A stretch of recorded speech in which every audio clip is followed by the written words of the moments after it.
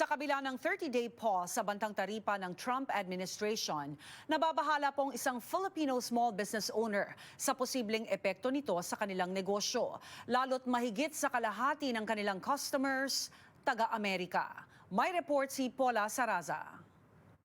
Bagamat pansamantalang inantala ni US President Donald Trump ang pagpapataw ng 25% taripa sa mga produkto mula Canada, nababahala pa rin ang ilang Filipino small business owners sa posibleng epektong dala nito sa kinabukasan ng kanilang mga negosyo. Hindi namin alam anong gagawin namin kasi everything is so kind of up in the air. There are things that can still change. The rules keep changing too, and there's a lot that can happen in 30 days. 80% ng customers ng negosyong Cambio & Co. mula sa Amerika. Ayon sa co-founder at CEO na si Jelaine Santiago, kung matutuloy ang pagpapataw ng taripa, marami sa kanilang US customers ang posibleng mawala na ng interes na umorder pa sa kumpanyang mula Canada dahil magiging mas magastos at komplikado na ang transaksyon.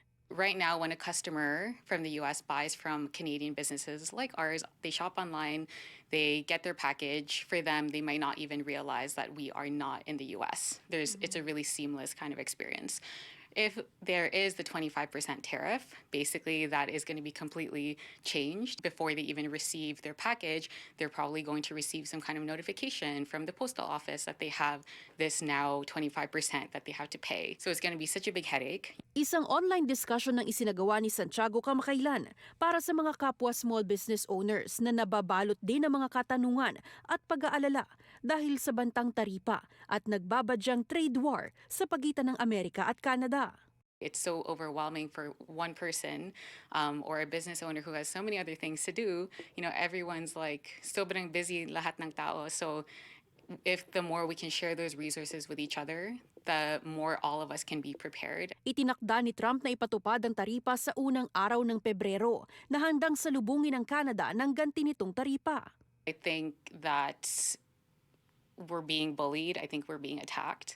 And I think that in this case, you can't just not do anything. And I think that we do require a strong response from the government of Canada. At the same time, I'm worried because this is going to have an impact on us as Canadian consumers. It's going to make things more expensive for us if we are buying things from the US. Halos 5 taon na ang nakalipas mula ng unang subukin ng maliliit na negosyo noong pandemya at kamakailan lamang nang malagpasan din ang hamong dala ng ilang linggong Canada Post strike.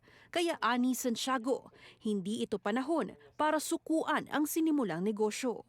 You just have to stay committed to why you created your business in the first place. You know, why do you believe in what you're doing, and you know, how do you want to serve your community? Wala namang ipinalalagpas na pagkakataon ng federal government para planuhin kung paano tuluyang maiiwasan ng taripa. Isang pagpupulong ang pangungunahan ni Prime Minister Justin Trudeau sa Ottawa sa Biyernes para paghandaan ang mga susunod na hakbang sakaling matapos na ang ibinigay na 30 araw na palugit ni Donald Trump.